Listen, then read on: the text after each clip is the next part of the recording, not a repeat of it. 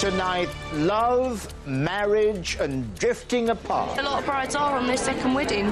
So people are quite comfortable about saying it's the second or third to you now? Yeah, or fourth sometimes. Wedding divorce, they love it. Meet the serial divorcer. My sixth wife lasted about 4 years. My seventh wife was the shortest, 10 months. And my wife now, my eighth wife, we've been married for 4.5 months. And the couples fighting to stay together. It would be really great if, when trying to solve problems, the telly would go off and Glenn could actually just listen to what I was saying.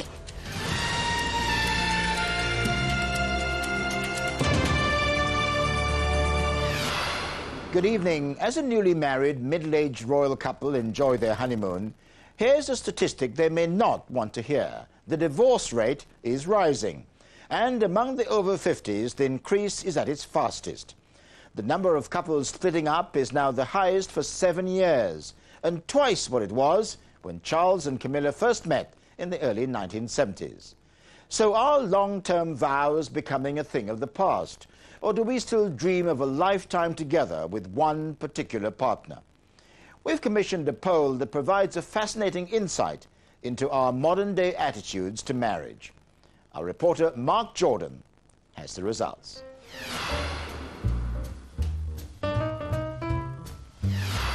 We promised to be together until death was due part, so this is why we're still together. For better, for worse. For better, for worse, for richer, for poorer. In sickness and in health has been particularly appropriate for us. To love and to cherish, and I think that's the important thing in a marriage. Forsaking all others, as long as you both shall live. Yes. Promise to love, honour, obey till death us do part, and we're hanging on in there, basically. Determined words, loving words. But in 21st century Britain, have they become outdated words? Divorce rates have risen for the third year running. In 2003, more than 150,000 couples who once pledged a lifetime together all went their separate ways. They used to say the only inevitable things in life were death and taxes. Could divorce soon be added to that list? Divorce has gone to epidemic proportions. We've seen a huge rise over the last 5 years of people from all age groups. There's no specific age group that we can point to and say it's the young ones or the people that have been married 10 years. It's right across the board. People that have been married for 25 years, where the children have left home, they're also divorcing at the rate of knots. So it's right across the board, age, religions, all sorts of backgrounds, and it's a problem. While divorce is on the up, it seems we haven't fallen out of love with marriage. After years of decline, the number of ceremonies has been going up since 2001. This wedding fair took place on the same weekend that Charles and Camilla exchanged their vows, and there were plenty of other couples keen to follow suit. Why do people still get married? I mean, nearly half of them don't work, so why do people still go through it all? To be honest, I think us women are to blame, because a lot of the girls, you know, since you're a child, it's drummed into us, you know, the big fairy tale wedding, you're going to have the dress, the cake, the music, you know, the cars, and it is all that big Cinderella fairy tale dream, and that's what every girl wants. What was I think the men just go along with it. Sometimes you have that feeling, oh, you know, are they really right for each other? But you can't say anything, can you? I've bumped into these people 2 or 3 years down the line in the street and their marriage is dissolved. A lot of the times brides don't be put off by that, you know, they want their wedding and they know they can divorce after, so... And a lot of brides are on their second wedding. It's really common now to have the second weddings and the first wedding be classed as a trial run and the second one's the real McCoy.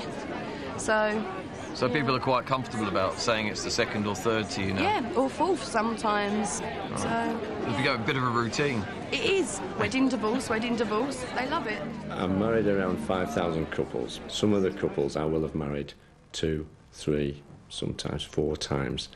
And it's reached the point now where you've been in post for some number of years and I've got people who come and actually give notice and say, well, actually, we'd like you not to do our ceremony because you did me last time. But the number of failed partnerships doesn't seem to have shaken our faith in marriage as an institution, among today's generation anyway. Our poll of 500 18 to 21-year-olds revealed some surprisingly traditional attitudes. Asked if they expected to get married in the future, 73% said yes. And 77% of those surveyed thought a marriage for life was a realistic prospect. As for divorce, only 4% expect their own marriage to fail. And a clear majority believe it's too easy for people to divorce. So, what would they make of Ron Sheppard? Fresh from wedding number 8, he's the most married and divorced man in Britain. First one I was married for 7 years. The next one, I think it was very a short time. I think it was just a year, you know. That was really a marriage of convenience, you know, for both of us at the time. And then the third marriage, I think I was married for about 5 years. And the fourth marriage, I think, just lasted 18 months to 2 years, basically. But my longest marriage was 13 years to my fifth wife. My sixth wife for about 4 years. And my seventh wife was the shortest, 10 months. And my wife now, my eighth wife, we've been married for 4.5 months. Now, each time you agreed to something that was supposed to be till death us do part. Yeah. So what's going wrong? I'm trying to understand here. You've been through this now more times than you should have. More times than anybody, unfortunately. Yeah. Well, I think over the years times have changed, you know. I mean, a lot of people have 7 or 8 partners. You know, all I've done is just done the decent thing and got married to them, you know, done the Christian, you know, I know it's not right, you know. What about the kids? I mean, how many kids from what marriages? I mean, from my marriages, I've got 3 children from my first marriage. I've got 2 children from my third marriage, and I've got 2 children from my fifth marriage. So total, I've got 8 children, and from those, I've got 6 grandchildren with 1 more on the way. So it's going to be 7 grandchildren as well. So it's 8 marriages, 8 children, 7 grandchildren. That's a big smile then. Ron met his 8th wife, 26-year-old Weng, in the Philippines. They married at the Isle of Wight Registry Office 4 months ago.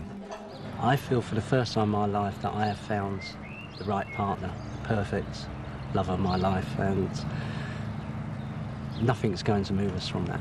So is this till death us do part? I believe it's going to last because I think Ron has reached a point of realization that he's had enough in his life, and it's time for him to move on and to make everything straight now. And I believe in him, you know. It's just there's something in him that I couldn't resist, you know, to believe that he really we believe means in it. each other so much, don't we? Yeah, you know? I do. You're a lucky man, Ron. A lot of people wouldn't give you another chance. I know.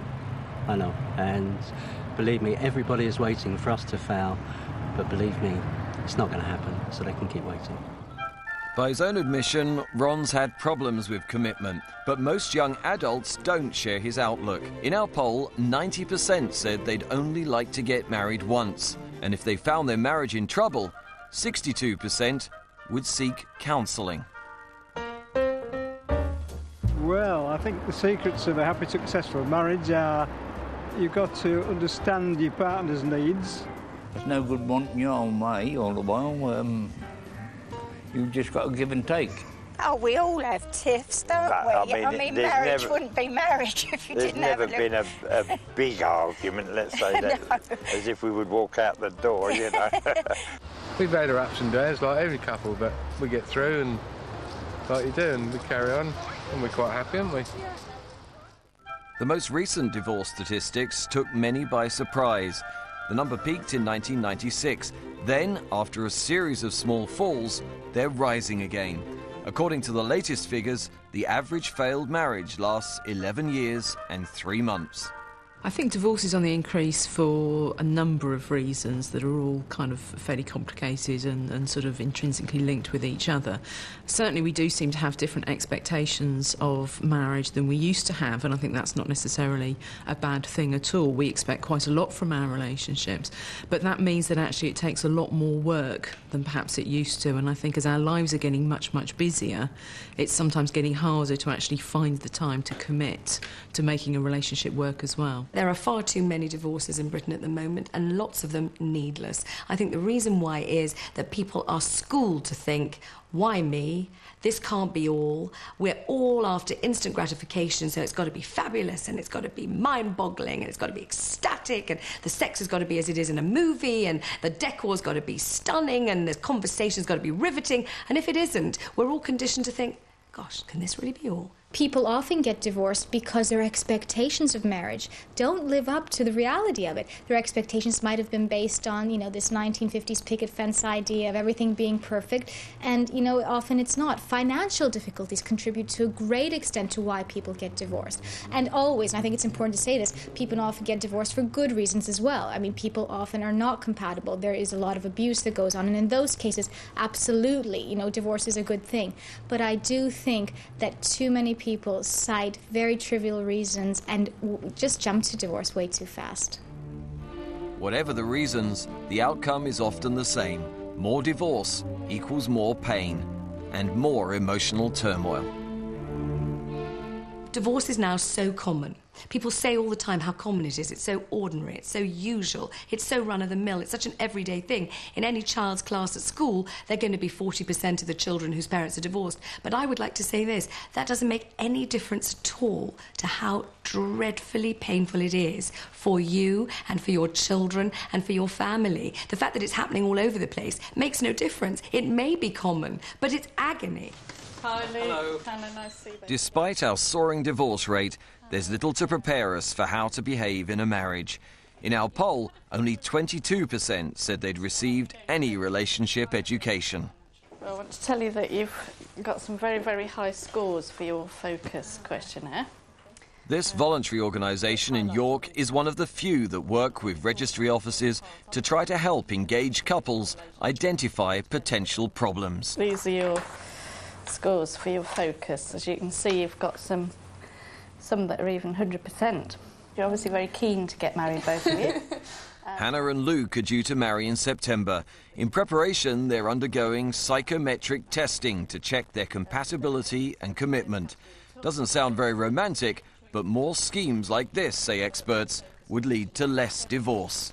I think there's an assumption that relationships should come naturally, that we should know what we're doing, that if you're in love, you're just instinctively going to know how to keep it happy. But in reality, that's not the case at all. And learning about communication is very, very important. Learning how to negotiate, learning how to compromise, learning how to listen, how to express yourselves. The interesting thing with marriage is, with most things in life, we become obsessed about getting it right. We're on the internet, checking out prices. You know, we buy a dog, we want to learn about the breed of that dog. We buy a car, we test drive the car. With marriage, we just kind of think, oh, right, I'm pretty sure I can do this whole kind of married thing and, you know, living together forever, and it should be fine. Something that strikes me is that this session throws up several issues for Hannah and Luke, mainly surrounding household finances, a subject they hadn't previously discussed. They found the experience useful and believe it'll help them cope with problems that will arise once they're married. We need to talk about how we'll manage debts, we'll need to talk about how we'll do this, how we'll do the cleaning, or, you know, just really specific stuff. It just makes you think about the choice you're making, and, like, marriage isn't a feeling, it's a choice that you make, and that means you have to make it every day for the rest of your life. And by talking about these things now, it makes you think about those choices and makes you think about those days when it's not going to be an easy choice to love that person, but you're still going to have to make that choice because you've agreed about it. And because you've talked about it now, you're more prepared for it when it comes, and it's not such a shock, and you don't think, oh no, it's the fairy tale's ended, because it never was a fairy tale. It's a choice. Are you surprised at any of the percentages? Not all those who attend the sessions find they're as compatible as Hannah and Luke. There's no surprise at communication. Communication, right. 25%. Glenn and Dahlia have problems communicating. and that often leads to rows. The problem is, they're already married. 6 months after the wedding, they want to find ways of improving their relationship. Dahlia, if you could explain to Glenn how you would like to go about changing those problems that you have together, or the discussions about problems that you have. Glenn can have his turn in a minute. It would be really great if, when trying to solve problems, the telly would go off and Glenn could actually just listen to what I was saying. Would be really good. And remember what I was saying, because then sometimes afterwards, obviously, can't remember anything that was said, but you could remember what you were watching at the time, which is a bit funny, but it isn't very helpful to solving problems. Now, I don't know. Communication's a key factor in a successful marriage. In one survey of divorcees, it even ranked above fidelity. If you have rows, the only important question is how you manage them. And that's about learning when you perhaps don't need to talk about it in the heat of passion, call a time-out, making an appointment, however, to discuss the issues, trying your best to see what the issues are, sometimes agreeing to differ, sometimes agreeing you will do separate things at different times, and so on. Because if you've got any spark about you at all, you won't always agree with somebody even that you love. You will say, but I want to do this, I want to do that, you know, and you've got to learn to negotiate. You've also got to learn to apologise fairly freely, and you've also got to learn to tolerate their family, which is a big one. Now, Glenn, would you like to say to Dahlia how you would like to change problem-solving between you? I'd like it to be two-way, really, rather than the one-way verbal. There is no break in the conversation for you to butt in, and even if you did butt in, that's quickly stamped on, and that's it. But yes, just time to hear my side. Now, Dahlia, if you could just reflect back what you think Glenn has just been saying and just show that you've been listening to him, really. You want me to stop talking as much as I do and do a bit more listening to what you've got to say, which I do find a problem, because a lot of the time I think you're talking nonsense, so I like to butt in and tell you that you're talking nonsense. But if you want me to be quiet while you do your nonsense, I can try to do that. Our poll of 18 to 21-year-olds has revealed that there are many more people who, like Glenn and Dahlia, are determined to overcome their problems rather than divorce. Almost half described going their separate ways as the easy option. But are the generations divided when it comes to trying to make a marriage work? Divorce is rising fastest among the over 50s, and the majority of those proceedings are instigated by women. People who are in their 50s plus are looking at the youngsters and saying, we're not ready to be written off yet, we want to party. So the strangest change that's been happening is that group has been saying, we put up with it for many, many years with things that perhaps we didn't have to, now we want to party. And they are the group that are splitting quite a lot. Once children come along, people forget how to be a couple and they just know how to be parents. When they no longer have that parenthood to share because the children have left, then they've forgotten all of those things that made them a couple in the first place, and it just seems easier to be apart. And women over 50 are increasingly divorcing their men because their men aren't really keeping up to speed with what they want. They are more set in their ways. Men are in some ways much more conservative as they get older.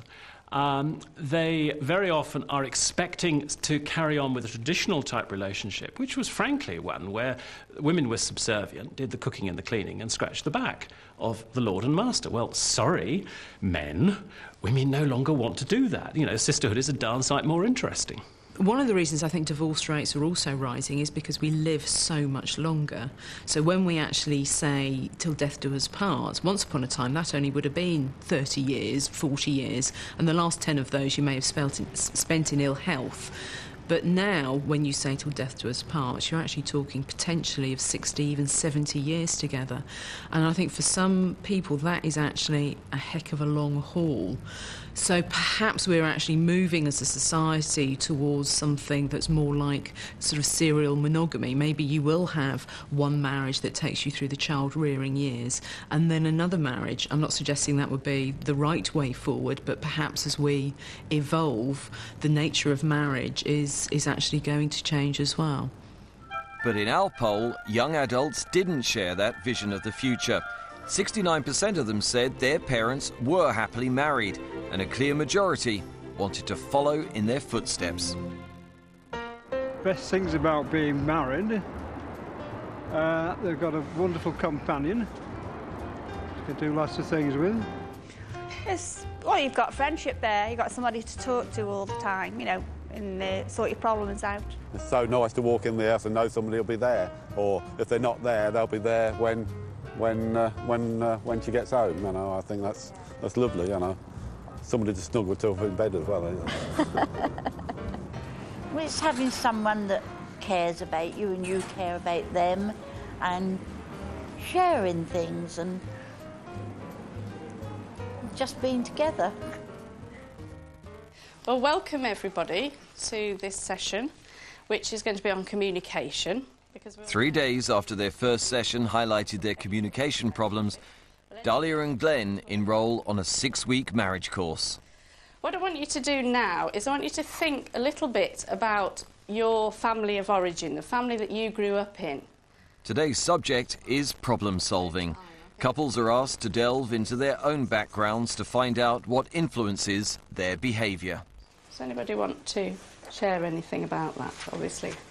Well, my family were all shouters. We're a big family, and everything, if you didn't shout loud, it just didn't get dealt with and you weren't heard. And Glenn's just said his were, they bottled everything up. Nobody really spoke about anything, and then when they did, it was a big explosion, and then to your corners, and that was it. Around 10% of couples who take the psychometric test before marriage actually call off the wedding. But for Glenn and Dahlia, who are already married, it provides a valuable insight into each other's personality and behaviour. Marriage preparation courses like this are credited with cutting the number of divorces in the USA. But over here, they're not as widespread. It's really good that we've discussed those things now because, and especially with something like communication, I was a bit concerned that if we didn't deal with that now, later on, years down the line, I was thinking that I might just get sick of going over the same points time and time again, and I knew I was getting to a point where I thought, if I have to discuss that one more time, I'm just going to break. So it's good to go over it and have us both sit there and agree that we need to deal with it. I think it's easy to pretend there's not a problem. Yeah. And having it actually there and hammered home that, look, you've got a problem with this. If you don't deal with it, then, yeah, later on you might have a problem. In Britain, marriage has never been so precarious. But as our poll shows, the idea of marriage has rarely been as popular. Even among a supposedly materially minded generation, 4 times as many people say a successful relationship is more important than a successful career. And more than half think living together is less of a commitment than a wedding vow. Divorce may be on the up, but it seems marriage is here to stay. How long do you think we'll be together? Forever. Hopefully. We've lasted this long, so I'm sure we can last a lot longer. Yes. We're a unit now, and that's always, as I've seen it, as it's always been. Can't imagine it any differently. No. I think we'll be together, hopefully, for a few more years, and until one of us pegs it.